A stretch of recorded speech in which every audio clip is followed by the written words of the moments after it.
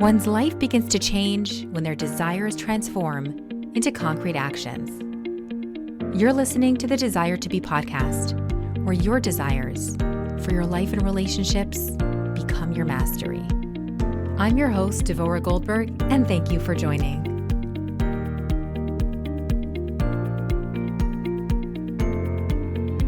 Welcome back to another episode of the Desire to Be podcast. Today with me, I have a very special guest. Ari Lesser is a singer, songwriter, rapper, and spoken word artist from Cleveland, Ohio. He's performed around the world and written hundreds of songs on a wide range of subjects. Ari's repertoire is expansive, touching on everything from modern politics to ancient Jewish mysticism. He can also step into character and rap from perspectives of hundreds of different personalities, real and fictional, human and animal. And Ari's performance really gives life to words in a way that is, and I can speak personally from how I receive it as an audience member, it's really inspirational, it's accurate, it's educational, and very entertaining. Now, as for myself, Ari doesn't know how much he fills my home, but he fills it more than he knows. His rapping and music is literally enjoyed by us all five. And we're talking about a family, by the way, who has very different musical style preferences. But when Ari songs come on, we're all singing along in unison. And what I love about it as a mom, by the way, is that my kids are processing the meaning, the words, the intent, and the humor within every single song. So it intrigued me. I wanted to know, who is Ari Lesser? What is his story? This episode is brought to you by Yael Trusch, podcast host of Money Matters and founder of Purpose to Profit. You've been wanting to start a business, share your gifts with the world, and get paid to do so. You're just not sure where to start. What you need to do is join Yael's free webinar. She will open a world of opportunity for you, dispelling fears that have been holding you back from putting your unique offer out to the world. Head over to jewishworkshops.com/Yael to register for her free live webinar, Purpose to Profit.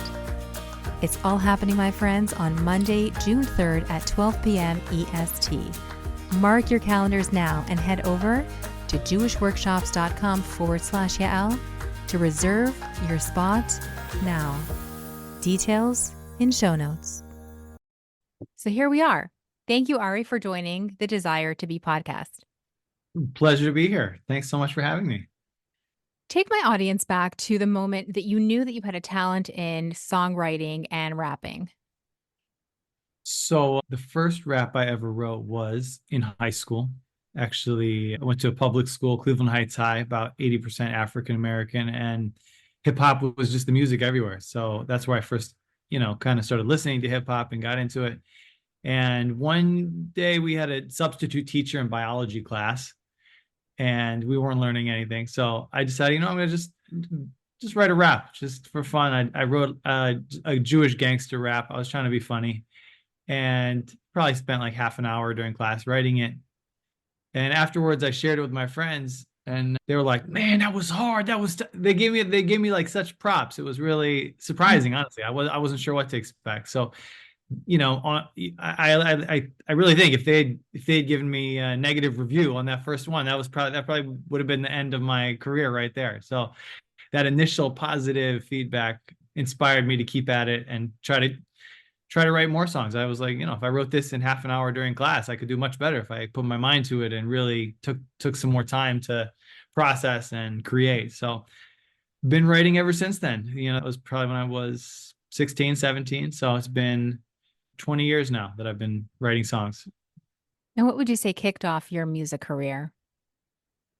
Kicked it off, meaning being something that I actually did professionally. Yes, in the professional realm. Yeah, I guess the beginning of it was in college. I was part of a student organization and they were trying to raise money for an event. So I went out on the street on campus. And at that time, I probably had a dozen songs.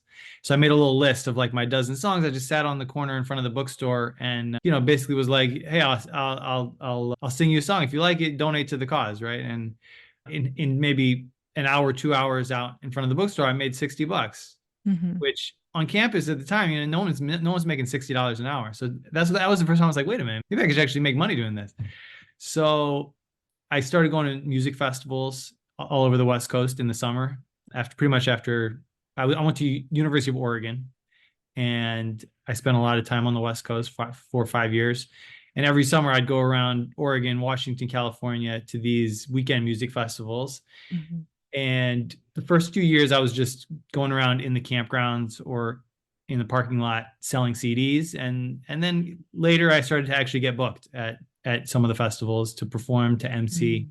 Mm-hmm. So that was sort of the beginning of doing it professionally. And especially as an MC, I started to perform for some pretty big crowds because an MC is going on between acts. So, the crowd wasn't there for me, but, there was times where I was performing for 15,000 people.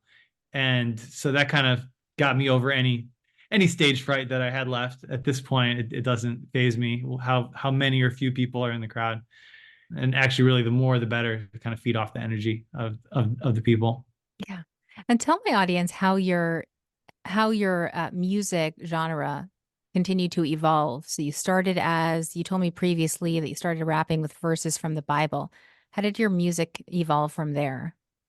Well, so really, I started with pretty much purely secular stuff. I'm a political Mm-hmm. science major, so I was doing a lot of political stuff and also just positive, sort of neutral energy stuff. Some stuff that's just humor, comedy, and it was doing that for 6, 7 years before I started getting interested in Torah.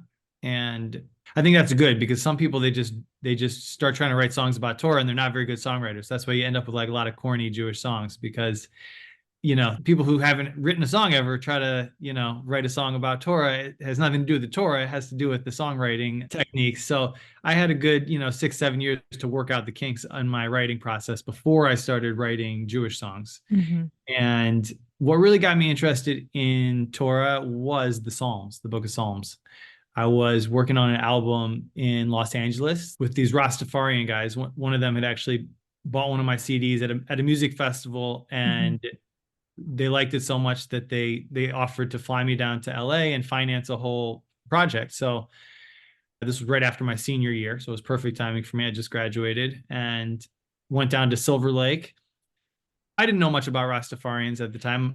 I always have identified as a Jew, Mm-hmm. and I like reggae music, but I didn't know much about their culture. But apparently, I guess you call it their Rebbe. He was the emperor of Ethiopia. This guy Haile Selassie, and they believe he's a direct descendant of Shlomo HaMelech and the Queen of Sheba. Mm-hmm. So because of that, they're really, really interested in the Old Testament and specifically the books of Psalms and Proverbs because they see those as being directly connected to this Davidic dynasty that they also feel a kesher to. So the guy who was financing this project, he actually owned a medical marijuana dispensary in Los Angeles. And on the counter, basically, they have, all the 35 different strains they're selling. But on the corners of it, they would have books of Psalms and Proverbs that Mm-hmm. they just handed out to the patients. So I was spending a lot of time working on this album there. And one day I just picked up the book of Psalms that's just sitting there. It's all in English. I start flipping through the Psalms. And of course, I know Psalms is from Jewish tradition. I know it's part of the Tanakh, but I had never actually taken the time to read through the book. Mm-hmm. And I guess I think a lot of people, their conception of what Psalms are is mostly hallelujah, praise God, right? It's like sort of a very vanilla, positive idea of what this book is all about. And as I'm there, like reading through these lines, it's clearly not that mostly. I mean, maybe 5-10% of it is hallelujah, but most of it is King David getting chased by enemies, and he's Mm-hmm. in some really dark places Mm-hmm. and going through some of the toughest situations a person can deal with. And it struck me that these themes, these stories would make for really good gangster raps. Actually, there was a lot of overlap between what you see in gangster rap and some of the things that King David's talking about in the Psalms. The difference being that sort of what's the solution, and King David's solution is to turn to God and pray to God, and also just be grateful that God is going to save him from these difficult situations where oftentimes in gangster rap the solution is like, I'm going to kill my enemies. I'm going to, handle this my own, myself. Nobody's there for me. So it was just fascinating for me to see similar situations, but different methods of resolution. And I got the idea, it'd be cool to kind of take these ancient 3,000-year-old songs of my people and make them into raps. So that's what I started to work on. And I would go line by line and really try to, almost like a puzzle, how can I say the exact thing King David's saying, but make it rhyme?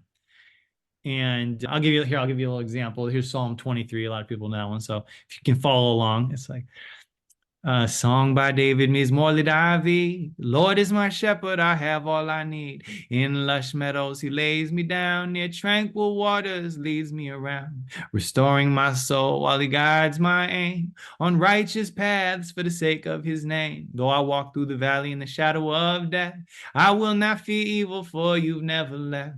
You're standing with me, you will always be. Your rod and your staff, they comfort me. You set me a table in front of my foes. You anointed my head, my cup overflows. Let only goodness and kindness pursue until all the days of my life are through. And I will sit and stay in the house of the Lord for the length of my day. Awesome. Do you have a favorite rap? I mean, you've written hundreds and hundreds of songs, but do you have a favorite in terms of Oh, something that either resonates with you or has really raptured other people's attention and you got some good feedback on it? that's a tough question. A lot of times I'll say, they're like my kids. I can't choose between them. I think a lot of it is about timing. A lot of it is about the moment. So, you know, during Hanukkah, my Hanukkah one's my favorite one. During, you know, Pesach, it's like Dance Like Miriam's my favorite one. Overall, what's the best? Oh, that's I can't say there. There's I like what I like to do is I like to have a different song for every situation, and every moment, so that no matter what whether it's a wedding or a funeral or a rally or a party, whatever it is, trying to meet the audience on the level that they're holding at to connect with them in the deepest way possible. And I don't know if any one song can do that all the time, right? It Yeah, depends you're on right. the situation. It depends on the crowd. It depends on current events. It depends Hmm. on so many factors. And it's interesting to see what gets the most attention and what gets the most traction. I can tell you easily what songs, Yeah, are go the for it. most have gotten the most plays, right? Like my probably the most I have a song called L'Chaim that got posted on TikTok. So that has 1.7 million views. Sort of like a Jewish drinking song going through all That the has me in stitches. I love that one. yeah, no. So and I think it's a great song. I don't think it's my best song, but it's that has more views than anything else. Obviously, political stuff always tends to get more buzz and more plays. So I recently put out a song "Free Palestine" from Hamas that on Instagram that I think has like 700,000 views. Hmm. I had a song "Boycott Israel," which a lot of people, that's how they started listening to my music. That was about 10 years ago, just about all the double standard of calling for a boycott of Israel when there's dozens and dozens of other countries with much worse human rights abuses going on for decades, and Right. nobody bats an eye. So, the political stuff is funny because a lot of people, they know me for the political stuff because that's what goes viral on social media. I Hmm. post lots of stuff that's not political too. It just doesn't go viral the same way the political stuff does. I think People pick up that's on the sticky stuff, like, we want to see where the fight is, right? right. And I don't know if it's people as much as algorithms. The True. algorithm wants to create buzz. They want to create conversations. They want to create tension, right? Hmm. If it bleeds, it leads. It's an old adage in journalism, but I think it's still true with the social media algorithms as well. Hmm. I have lots of songs that are just positive vibes that I love. That if it's just me sitting around with my kids, I'm not going to sing like "Boycott Israel." I'm going to sing one of these, just sweet, chilled out songs. But that's not going to get attention. That's not going to get the buzz that the political stuff gets. So Right. So let's talk about that for a second. How has the algorithm responded to your political views and those political songs, etc.? So different platforms respond differently. Mm-hmm. Um, TikTok has responded often by outright removing videos. So if my video crosses any, the faintest line, often it'll get removed. I've had half a dozen videos removed from TikTok, videos that are up on other platforms, videos that have been up on other platforms for 10 years. Mm-hmm. TikTok will literally take them off the day they're posted, and pretty much all related to Israel. That's what TikTok cares about. TikTok is perfectly happy to have me singing Jewish drinking songs. They have no problem with that. They'll let 1.5 million people see that. But as soon as I'm talking about Hamas as a terrorist organization, oh no, hold on.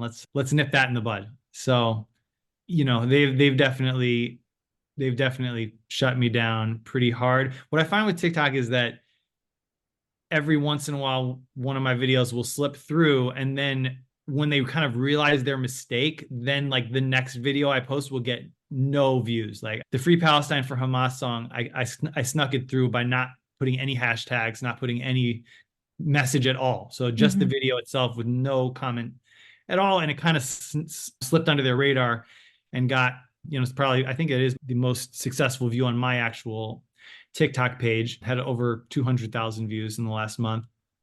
And then the next video I posted a song about the Holocaust for Yom HaShoah, which on Instagram has like 300,000 views. And on TikTok, like it still, I think, has less than 100 views today. Like they didn't say it violated any policy or anything. It's just Mm-hmm. for some reason the algorithm is not going to let it go anywhere, which even a bad video on TikTok for me gets at least like 1,000 views. So for a video to have not even 100 views is very suspicious, especially when it's going viral on another platform. Yeah. Um, so that's TikTok. YouTube is a little more subtle. What they'll do is they will age restrict my videos. So that's sort of a very easy way for them. They're not pulling videos off. They've never actually, that's true. They did actually, they tried to take Boycott Israel down 5 years after I posted it. They just Really? removed it. And luckily one of my friends connected me with a VP at YouTube who sort of back channel put it back up, but they did remove that, which is very, very strange to remove a video 5 years after it was posted without any warning or justification. But that did go back up. Now their tactic is for the most part to age restrict, which is really annoying because it doesn't just mean you can't watch it unless you're 18. It means you can't watch it unless you're signed into a YouTube account that shows you're over 18. So nobody who's not signed into a YouTube account can watch an age restricted video. It essentially stops a video from going viral because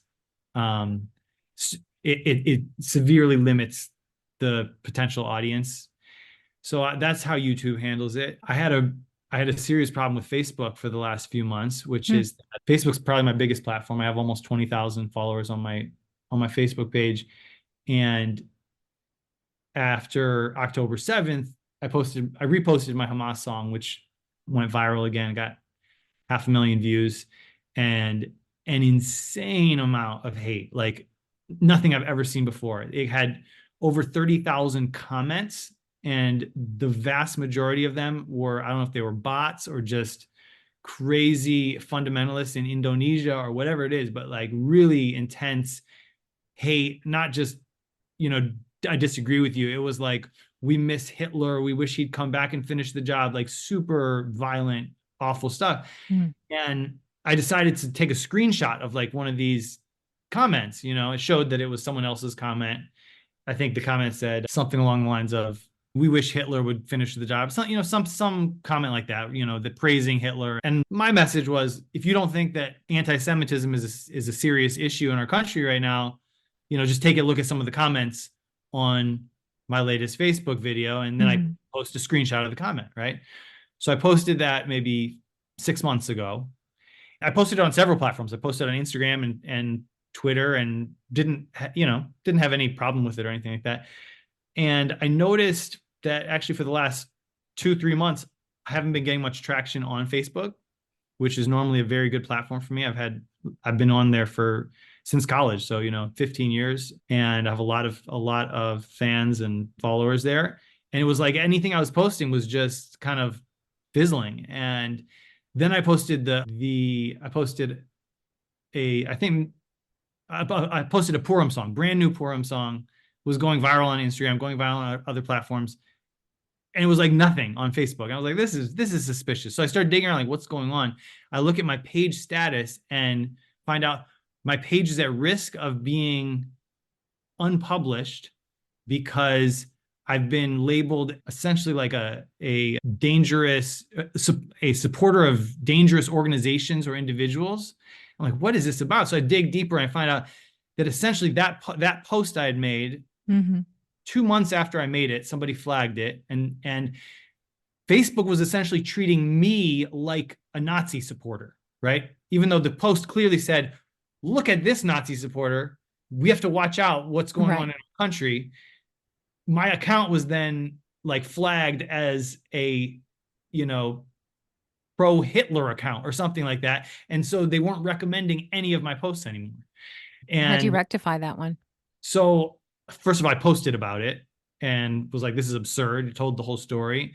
And somebody was able to connect me with a lawyer at Meta, a Jewish lawyer who just out of the goodness of his heart filed an internal report about it, which still took a couple weeks, but he was able to get them to acknowledge that it was a mistake and, you know, basically remove that violation from my account. Although still, even after the violation was removed, my page was not recommendable. This new thing was there, and I still am having problems now. I have a personal page on Mm-hmm. Facebook that has maybe 5,000, friends, and I have my music page that has 20,000 followers.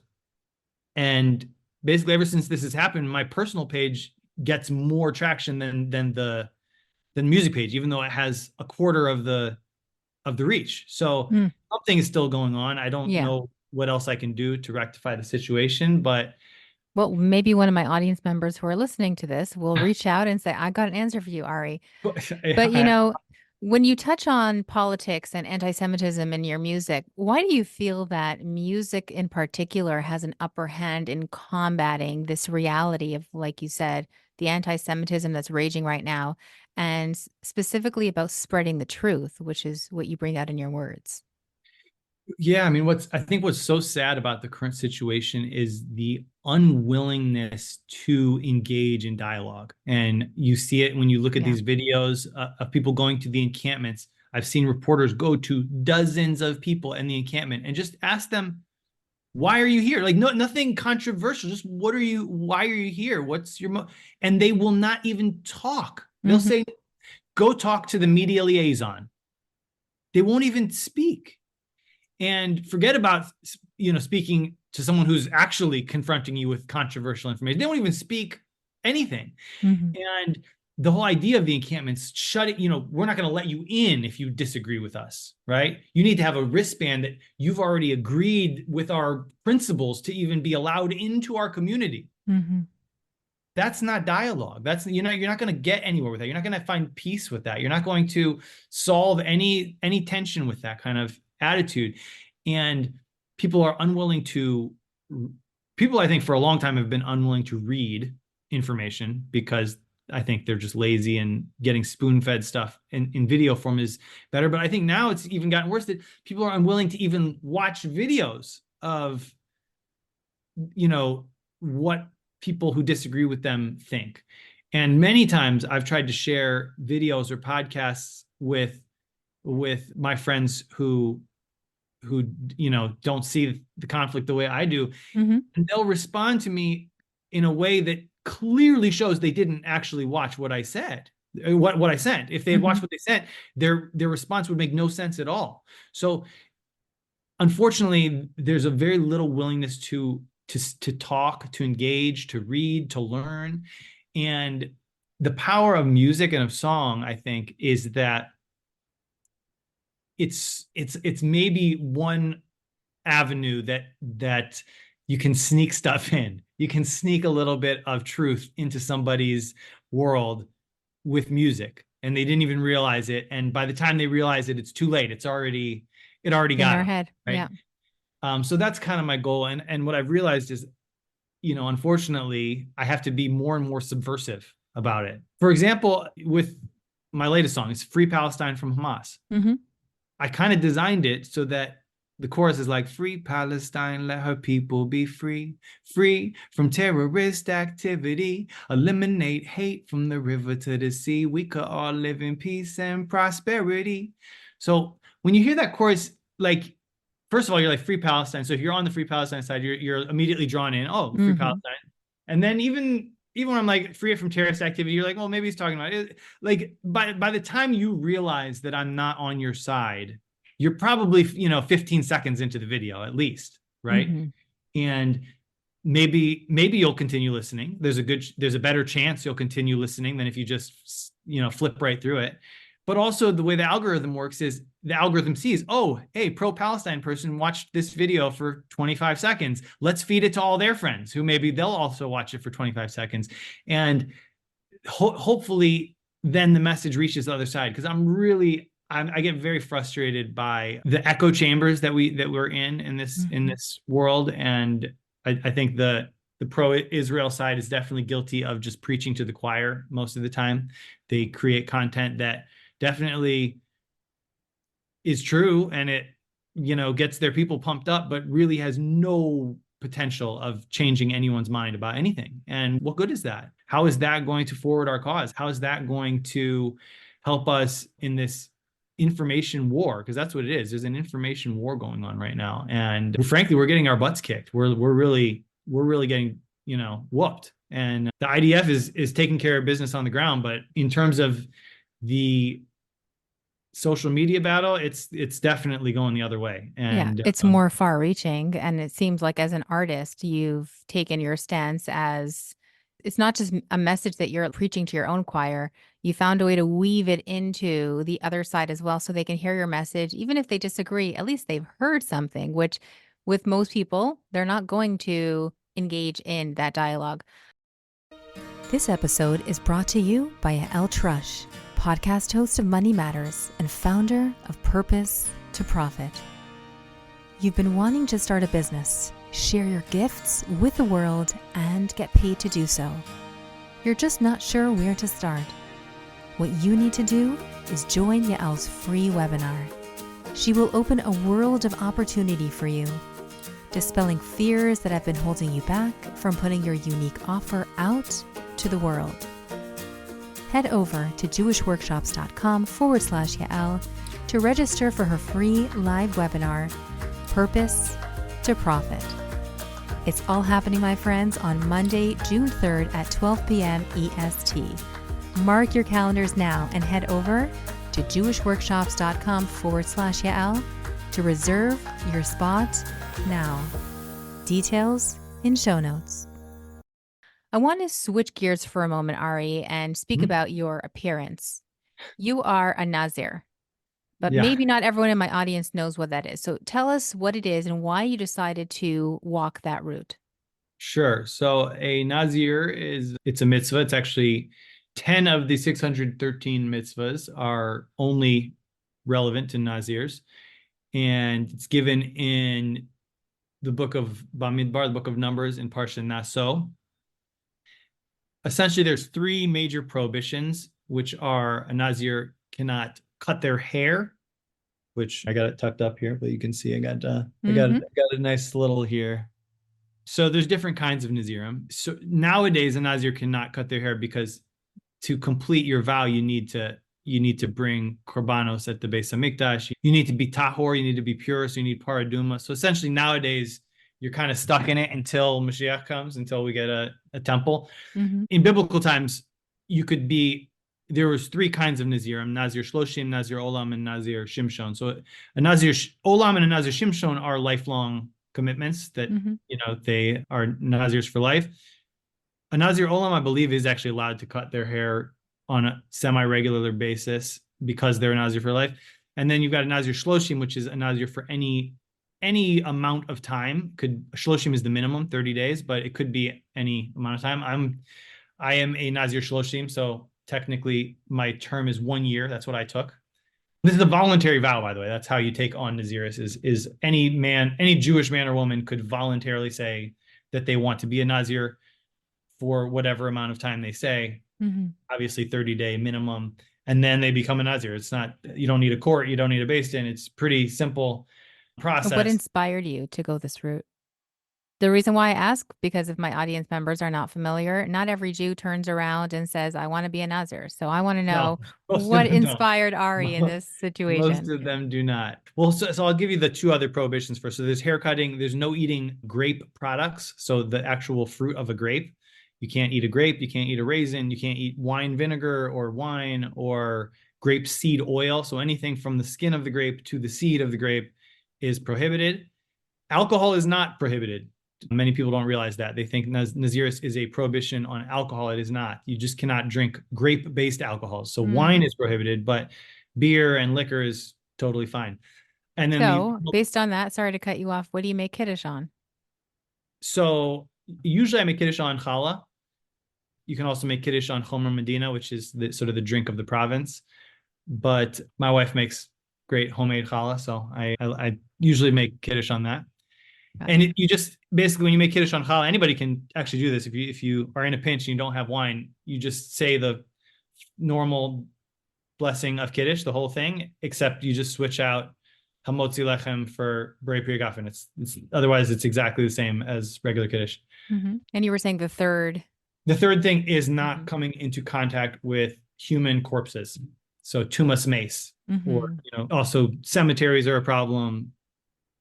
Hospitals, funeral homes are a problem. Any building that has a human corpse in it is a problem. So those are the three prohibitions: haircutting, grapes, and dead people, basically. Why did I do this?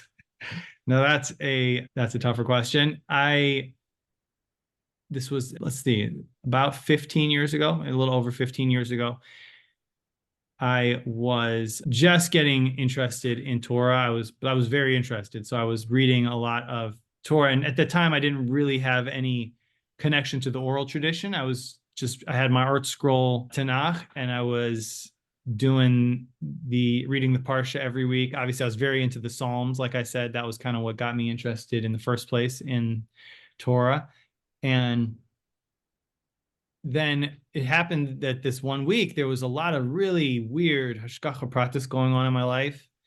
Definitely, like, it wasn't good. It was just weird. It was like, I didn't know what to make of it. And it definitely felt at the time like God was maneuvering things in my life. And I didn't understand what it was about. And then I read the Parsha, and without going into too much detail, there's a whole section in Parsha Naso about the Sota, which is the wayward woman, a married woman who secludes herself with another man other than her husband. And it's kind of unknown what happened.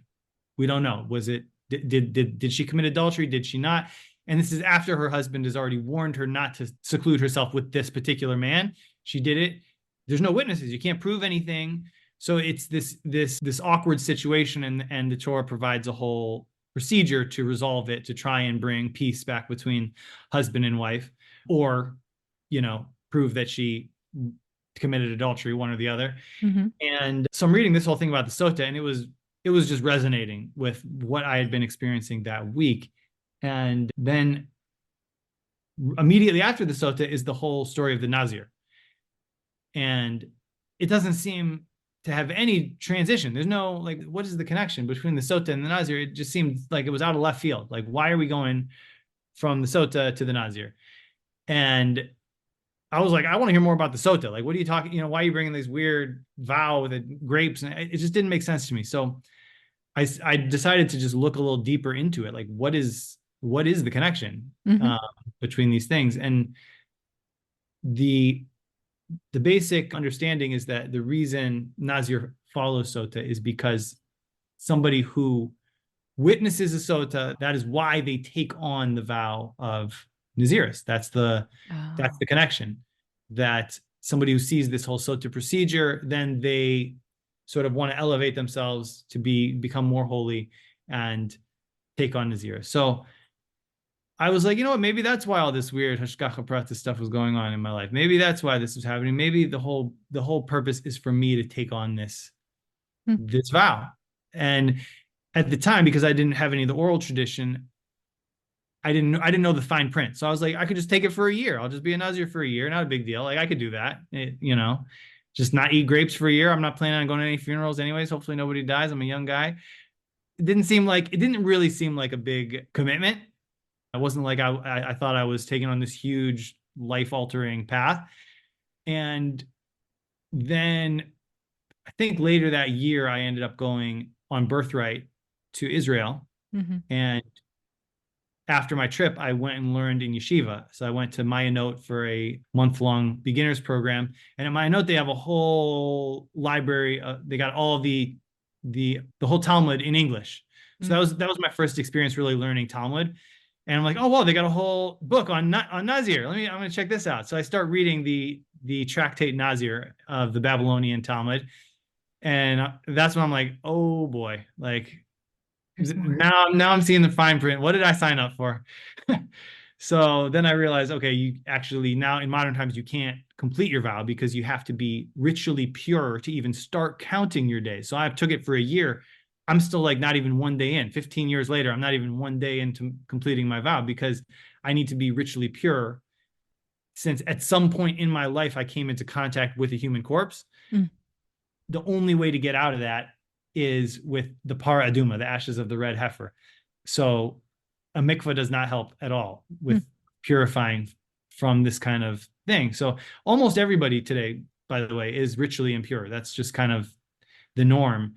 So that's when I kind of realized I was in trouble, and here I am, still a Nazir, 15 years later, because I'm still ritually impure, and I haven't heard about any para aduma on the horizon. So I don't know when I'm going to be able to get out of it. But it put me on a good path. People ask, well, like, why don't you annul your vow? It's like it actually put me on a very good path. It led to me learning a lot more Torah, and I think has affected my life in only positive ways. So I feel no urgency in trying to end my vow.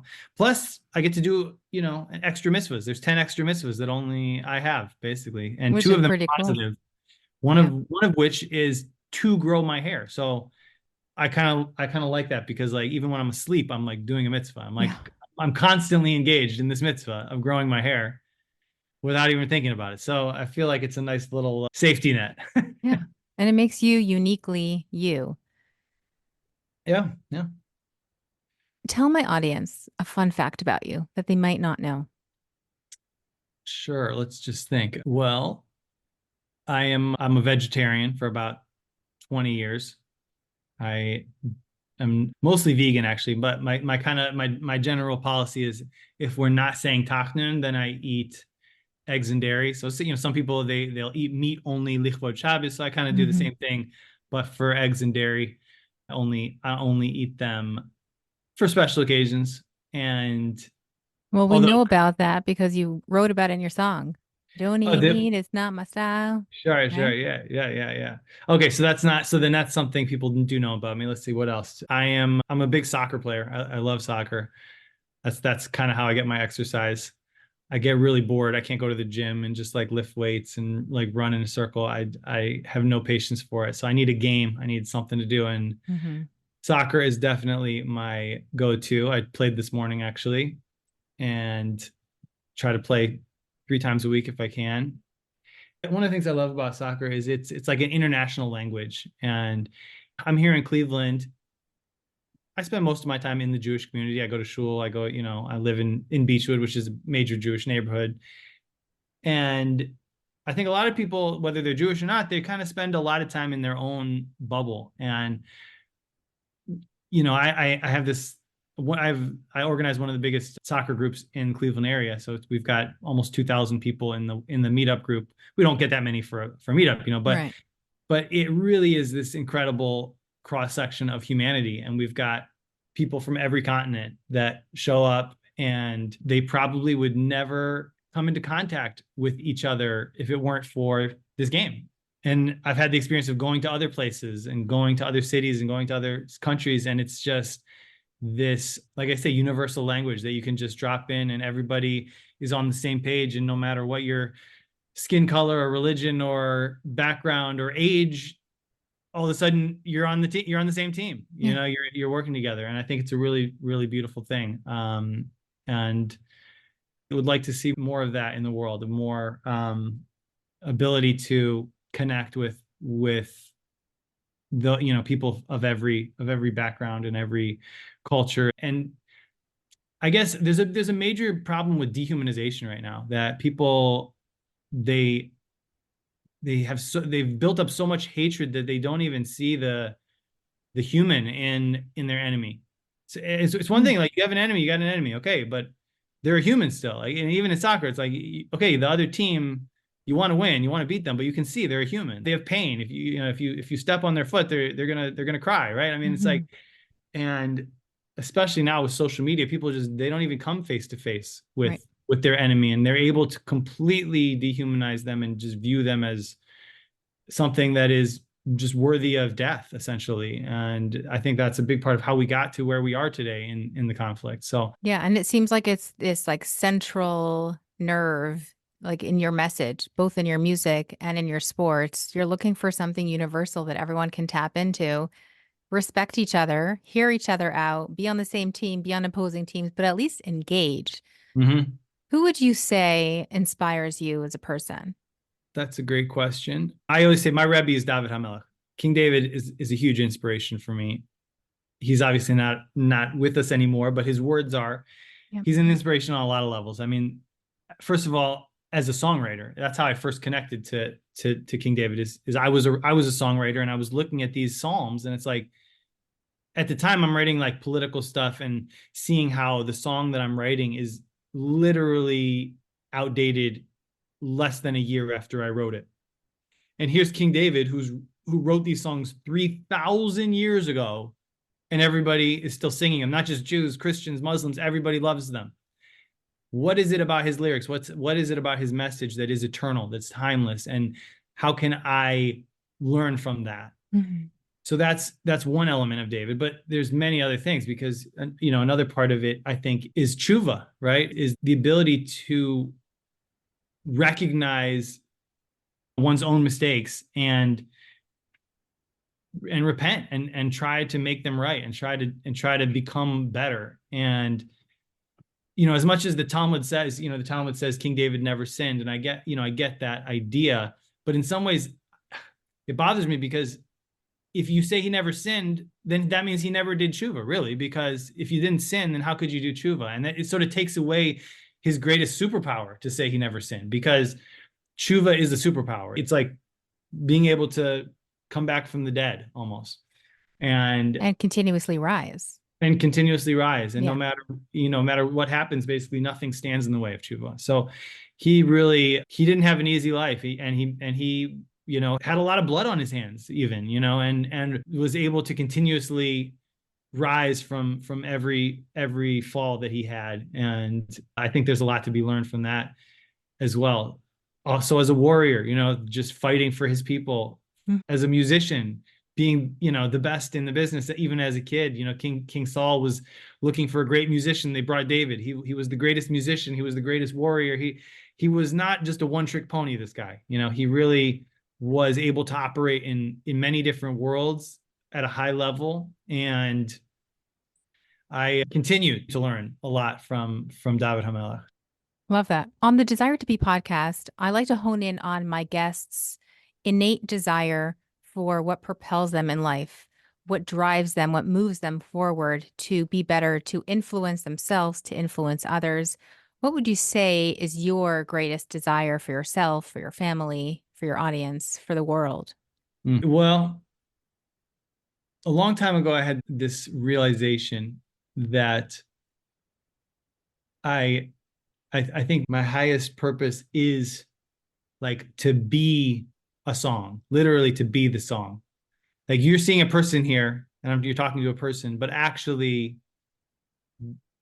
I want to be the song.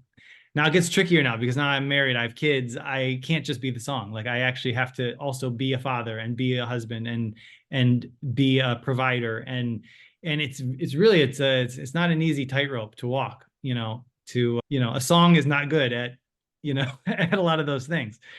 But in some ways that is still, I think, my highest purpose is to be the song. And that, to me, that is like just embodying, maybe not embodying, but disembodying, and getting past the limitations of my own physical body and confines, and just pouring my soul into the lyrics, into the words, into the music, and putting that out. And sort of in that moment when I'm doing that, I'm able to escape from, as the Tanya says, this is the serpent skin. The body's the serpent skin. So we're actually supposed to, every day when we say Shema, that's part of the reason that we include Yetziat Mitzrayim, leaving Egypt, is the third paragraph of the Shema. It actually doesn't seem to have anything to do with the Shema, right? With the first two paragraphs, it says, put these on your doorpost, put them in your tefillin, teach them to your kids. The third paragraph it's about tzitzis. Like, what does it have anything to do with? They say the reason it's in there is because of Yetziat Mitzrayim, leaving Egypt. It mentions leaving Egypt. Why is that important? Because when we say Shema, we're actually supposed to have a leaving Egypt experience. We're supposed to actually have this experience of our soul, which is like the children of Israel, leaving Egypt, which is the body, and being able to have complete unity with Hashem. So back to this idea of being the song, to me, that's kind of what it is being able to, when someone else is listening to the song, and when you really connect with them and the audience is like there and with it, all of a sudden I have now mind melded with them. I'm one with them, because I'm not me anymore. I'm the song that's now going into their heads, going into their minds. And that's, I think, for me, that's the highest level. Now, it's dangerous because obviously, I'm sure we all see, especially nowadays, bad things can go into people's minds too, right? I mean, you can also send evil messages and mind meld evil messages into people. And I think many people right now are being brainwashed with really hateful ideas. And so I always have to, I have to be I've learned I have to be very careful with my words and with my lyrics. It's one of the reasons I don't freestyle. I don't just rhyme off the top of my head, because who knows, one of these words, if I'm just rhyming, it means I'm just letting words kind of like fall out of my mouth, and you just don't know, something that falls out of my mouth could hurt somebody. So I really try to spend a lot of time thinking about what's the best way to approach each idea and each word and each line, and how is it going to reach its intended target, And by the way, regarding freestyle, my 15-year-old daughter has listened to many raps and many rappers and different freestyle, and she nominates you as the best. And she listened to across the spectrum, and she's like, Ari's, I don't know how he does it. He is the best. Well, So you that's got her vote. I appreciate the praise, but the truth is I'm not a freestyler. I don't make it up because freestylers, they're making it up like this off the top of their head. Oh, I thought there was a video that I watched, or people were giving you like animals or something. Yeah, so there's a great freestyle? example. I have written raps for over 200 different animals and memorized them. Oh, So every one of those animals is pre-written, memorized, and scientifically accurate because it's researched.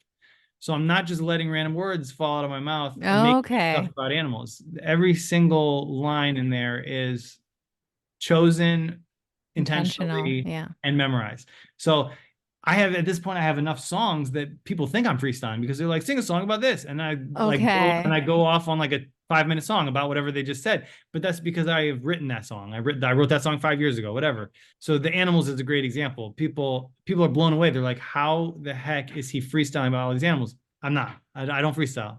I don't freestyle. I carefully choose every single word that I say. And a lot of times, one of those animal raps, they're 8 lines. I might spend a whole day working on one of those 8-line raps, because that's sometimes how long it takes me. I'm actually not a very fast thinker, surprisingly.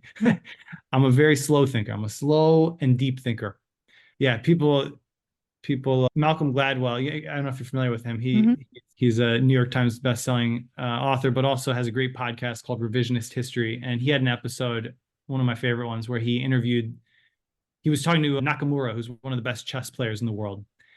And they were talking about the difference between fast thinking and deep thinking. And Nakamura is known as maybe the fastest in the world. So he was talking about how essentially Magnus Carlsen is the best player in the world, but the less time that you give him for the game, the more the odds shift in Nakamura's favor, right? So if you give Magnus Carlsen time to think, he'll beat you every time, basically, right, or 90% of the time. If you only give him a few seconds to think, well, now Nakamura has like 50-50 odds beating him. So part of it's just the way people are wired. Some people are wired to be fast thinkers and others deep thinkers. So I just know I am wired to be a slow, deep thinker. I do not think quickly. I am deliberate, but not fast. What's funny though, because once I make a song, then I can give it over as fast as I want. I could rap as Which fast. is the irony of it all, right? Yeah. Because it's given over so quickly. And you're right. like, and in my mind, by the way, I'm thinking, wow, he must take like seconds just to produce these. But now I'm learning that it's more deliberate and slow. Yeah. And it's kind of an illusion. It's kind of that speed is very much an illusion. That speed is not because I'm just such a quick thinker. It's because I've actually gone over this mental pathway 100 times. It's completely clear and easy for me to just flow through because it is known to me. Now, Ari, you also do live shows as well. How do my audience members, how can they find out about your live shows if it's in the same city as they live? Yeah, so follow me on social media. I'm pretty much on every platform now. I've realized you can't put all your eggs in one basket. These social media companies are shady. You never know when they're going to shut you down. So I'm on Instagram and TikTok and Twitter or X as @Ari Lesser, @Ari B Lesser. So follow me on any of those platforms. On Facebook, just by my name, Ari Lesser. You type in Ari Lesser Music. I'm on YouTube, same thing, Ari Lesser. And I'm also on LinkedIn. That's another good place. You can connect with me. And generally, if I have a show in your area, I'll probably post it on one of those platforms. Although I will say a lot of my stuff that I do right now is private events. So if you want to do a show, reach out to me. You can set something up at your synagogue or for your simcha. And this is what I do. I'd love to travel and see new communities. So definitely reach out on any of those platforms. It's me. I don't have a social media manager. I like to interact with people myself. So Phenomenal. Like I said, I'm a huge Ari fan. My whole family, we're huge Ari fans, and we're all looking forward to hearing more of your originals as they come out. And thank you for sharing your story with us today. What a great episode. Thank you for being here. I truly, truly appreciate you. I'd love for you to tap 5 stars and let me know what resonated. Be sure to connect with me on Instagram, Facebook, and LinkedIn under my name, Devorah Goldberg. That's where I give you more content. That's where we're able to engage even further. Until next episode, stay safe and be well.